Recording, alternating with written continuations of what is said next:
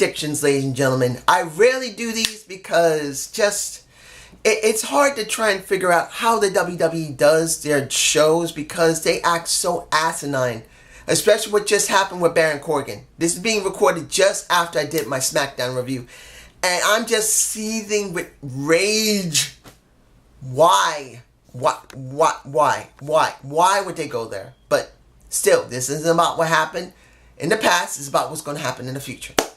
I will be doing about 12 matches here. I will not be putting them in any order because there's no way of knowing unless they announce it ahead of time what's going to be on the kickoff show and what's going to be on the main card. Which I still don't understand. Why do you do 2 hours? Why 2 hours? It's too much. That's 5 hours of show. It's bad enough you're doing 3 hours. You do 2 hours. That's 5 freaking hours, WWE. Roughly 4 or 5 hours. I think it's 4 or 5 hours. I've lost count. Anyway, the first match I'm going to talk about is a SmackDown match. I don't know where this is going to appear. I know I said I won't generally say where they're going to be, but if I had to take a guess, this might be in the middle of the card or the beginning. The U.S. title match. AJ Styles versus Kevin Owens with Shane McMahon as the guest referee. I don't know how to feel about this match. This really hasn't been a very good feud, particularly they keep giving such controversy. You wonder how they're going to go with Shane because this is all about Shane McMahon. Who is he going to fuck over? Who is he going to have a feud afterward? I personally don't know. I don't know who he would be best to feud with. Because this looks like where they're going to go. It makes perfect sense. They're going to go with maybe Kevin Owens to feud with Shane McMahon. Or they're going to go with AJ Styles again to feud with Shane McMahon. Because that worked pretty well. I just don't know where this is going to go. And I don't know who's going to win. This isn't about the match itself. Both of them can have a good, decent, or great match. It's about what's going to happen with Shane. If I had to take a rough guess, maybe Shane will screw over Kevin Owens, and then you will have Shane McMahon with Kevin Owens. But it's hard to say. Next, it is another SmackDown match. Usos versus New Day, which they just had a match. The only person that wasn't there was Biggie Langston in that match. Just had a match, and it makes no sense. So my guess is, I doubt this is going to be on the main show. It's going to be on the kickoff. Now, I don't like to make a prediction. I could be 100% wrong, and I probably am. But you never know. It kind of irks me to know that these two good teams, they know how to talk well, they know how to wrestle well. They both have great chemistry together. And you ruined it with that match that just happened on SmackDown Live. Just did. And it's not because Biggie wasn't there. It's just, what was the point of Summerslam if you're doing it now? It's on free TV. Why do we care? I don't know who's going to win. And personally, at this moment, I don't care who wins. They ruined it for me. They just did. I still love the New Day and I still love the Usos. And if they still have a feud, they still have talks in the back and trying to out-talk each other, I'll care them. But as it stands with a match quality, I'm not going to care. I don't care where the belts go because who cares? It just makes no sense. Randy Orton versus Rusev. I just don't know how this even happened. You put Rusev over with Chad Gable. You just did. And then you have him RKO'd the moment he's about to talk. Why do I care? Now, of course, Rusev could win the match still. But as it stands, the way they always book Randy Orton, it usually means he's going to win. So I really don't feel like I care about this match. I just don't. I don't. The match I am going to care about is Naomi versus Natalya for the SmackDown Women's title. Now here's the thing. There really isn't much of a feud between them. And I wish there was, because Naomi actually needs a real feud. Now, unless she's going to actually feud with Tamina, because in actuality, if they actually use their brain power and realize the Usos is Tamina's cousins, Naomi is the wife of one of her cousins, instead of actually going there and making this a real family affair that would give huge sparks in SmackDown Live, they're probably not going to go there. Just going to make it a regular match between them, and I think that's a waste. But as it seems here, I wanted to see a real story between them, but we're not getting that. So what I'm hoping for is for Naomi to have a really good match with Natalya, and she gets put over clean. I want to see Naomi get put over clean by a former Divas and Women's Champion. No, I don't think she was a Women's Champion. Sorry. A former at least 2 or 3 time Divas champ. And a Natalya. I want to see her put over the younger talent. I know that she's not that much younger, but finally Naomi's gotten traction. She needs to be put over by a veteran. Someone that was already ahead of her before she came out. And that was around 2010 or 11 when she was in the Hart Dynasty. She really needs it. Now, the match I really don't care about. Big Cass versus Big Show with Enzo in a shark cage. They really didn't book this properly. They made this bad. Unless they do something that surprises me and changes my mind about the feud they're in, I don't care about Cass. I don't care about Enzo. I don't care about Big Show. I just don't. They already had a match, which they should have never had a match, and that's Big Show and Big Cass. They already had a match, Enzo and Cass. Instead of trying to build this up for months, causing fights, causing great talks, doing something outside the arena which will make it surprising, they've done it like they normally do it. And I really don't have an interest. I just don't care. So, I don't really know who's going to win. If I had to guess, I don't really want to guess, to be honest. I don't care. But I should say, if they're going to be smart about it, they need to put Big Cass over. But I don't think that's going to happen.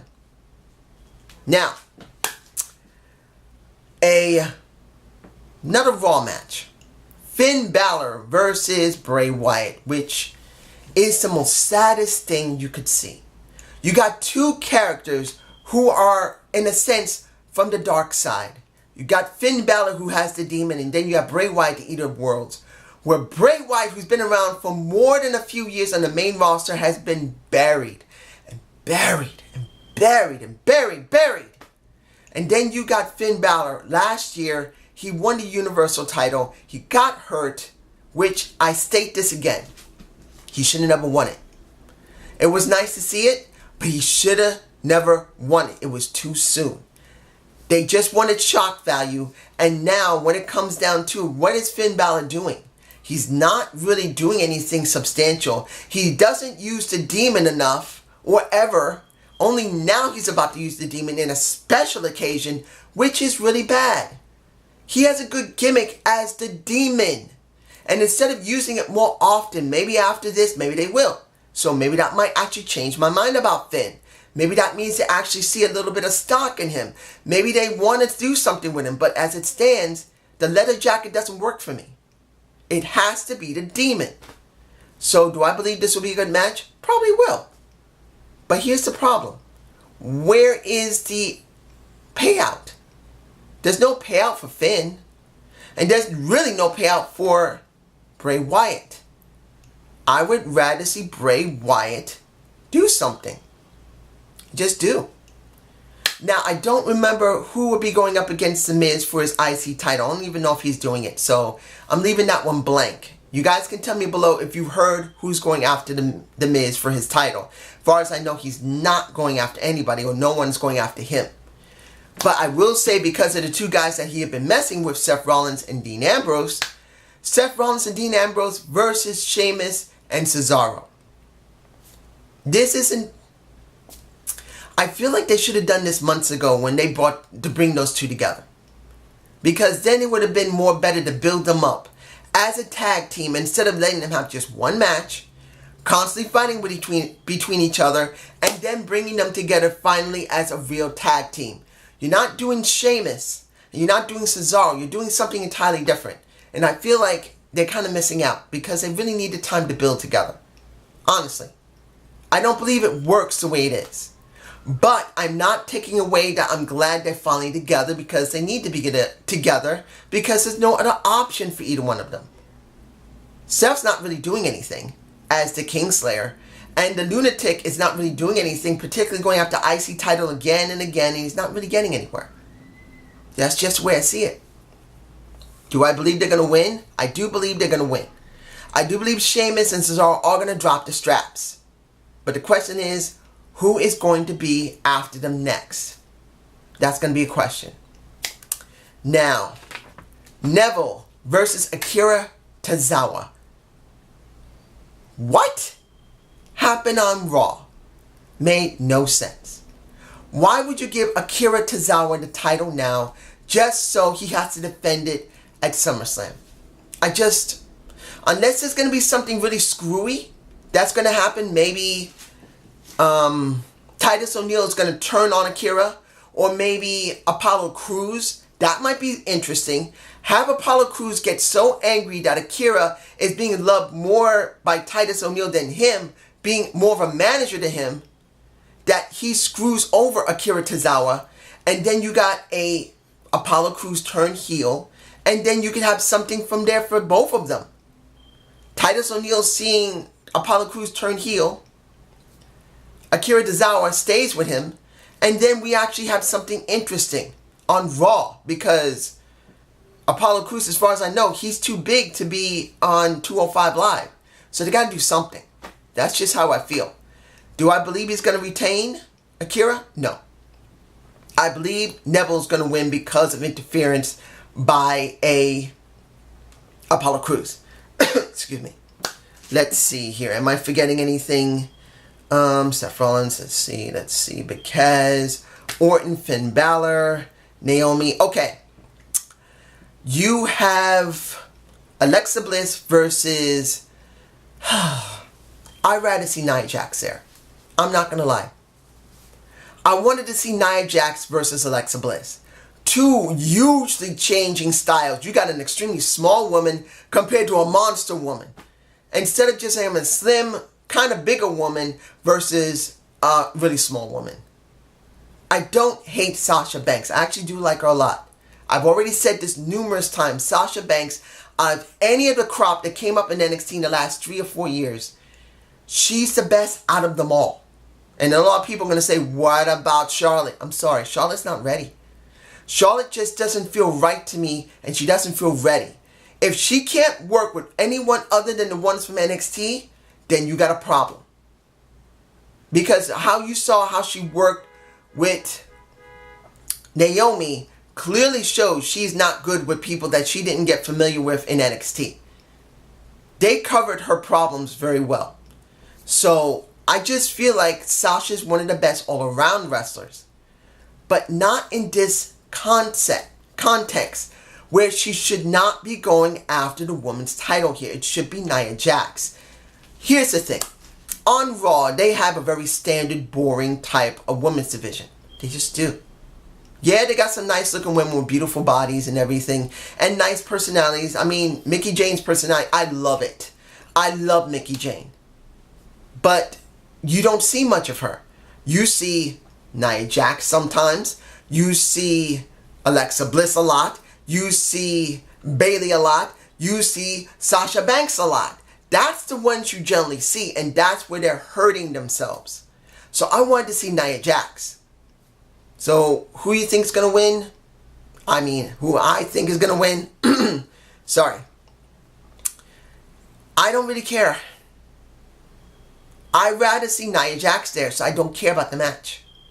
When it came to Naomi and Natalya, I want to see Naomi get put over by Natalya because she's already been a women's champion before, a Divas champion. I want to see her in that context. She needs to be put over by someone who is very great of an experience and a veteran. I don't see it here.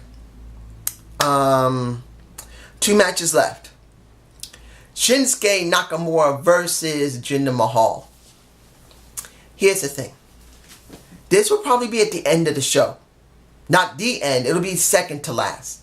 Or third to last. Maybe they'll put in a divider. Like, maybe they'll put the Neville and Akira Tozawa match in between. Maybe. It's hard to say. But when I see this, I am angry. Because... calm down. Look. I really do believe Jinder Mahal should be given the opportunity to really show himself without the Singh brothers, to show if he can really act well, if he can really go in the ring well, if he can really be a ring general, if he can do really good promo segments on his own.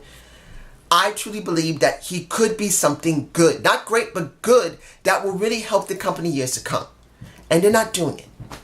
And then I see Shinsuke Nakamura, who truly has a unique look, a unique style, unique everything.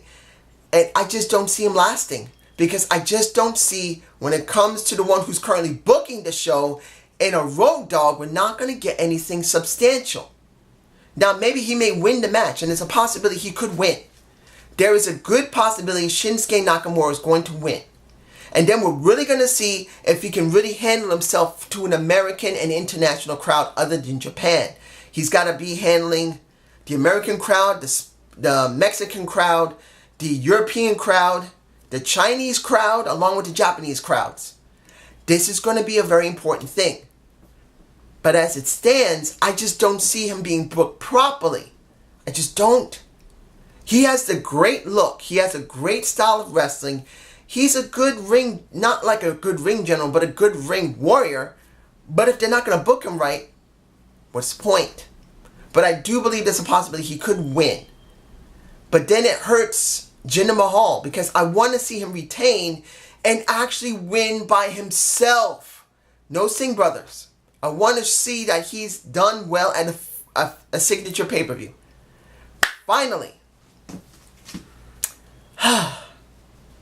I think I talked about Cena and Baron Corbin. Just in case if I didn't, that pisses me off. I'm not even going to say who wins. The Fatal 4-Way match. Joe, Roman, Braun, and the Brock Lesnar. I have no idea how this is going to end. This is going to be a train wreck. It's going to be at the end of the show. We already know that the Universal title is going to be at the end of the show. There's no way they're going to let Shinsuke and Jinder close the show. I would be surprised if they did. But you know this. This is going to be a train wreck. You got 4 really big guys. And one of them kind of tanks a little bit. That's Braun Strowman, even though he's got massive amounts of energy. And the story is that if Brock loses, he leaves the WWE. Or does he leave Raw and goes to SmackDown? I know it says we're leaving the WWE. He could leave the WWE Raw and go to WWE SmackDown. I actually hope he does, because they need something different there. But anyway, I don't know how to feel about this match. I do want to see Braun go up against the Brock Lesnar. I do. The person I would love to see win that is Samoa Joe. I feel that he's the best all-around wrestler, best talent that's currently on the roster, that is active. He has a great gimmick. He has a great moveset. He's a ring general. He is the one I'm hoping will win. But who knows? Do I believe this is going to be a great show? I have no clue. You know there's going to be a music part in this. You know there's going to be probably a couple of dark matches. I don't know what they're going to be, but there's going to be at least 1 or 2 dark matches in there. And maybe 1 screwy surprise. I think the 4, what is it going to be? 7, 8, 9, 10, 11, 5 hours. 5. That's at 7 o'clock. No, sorry, 7. 7, 8, 9, 10, 11. Well, near 11 is going to be 4.5 hours. Not counting the kickoff show, which will be 6 hours. From 5 to almost 11 at night. That's almost 6 hours. That's exhausting. I wish they would stop doing those long kickoff shows. They really don't think people have to go to work or need to sleep. I don't know if this is going to be a good show. It might be okay. It might even be average. I just hope they don't screw this up. If they screw this up, this is really going to hurt them. But this is just my point of view. Have a good day. Have a good night. Peace!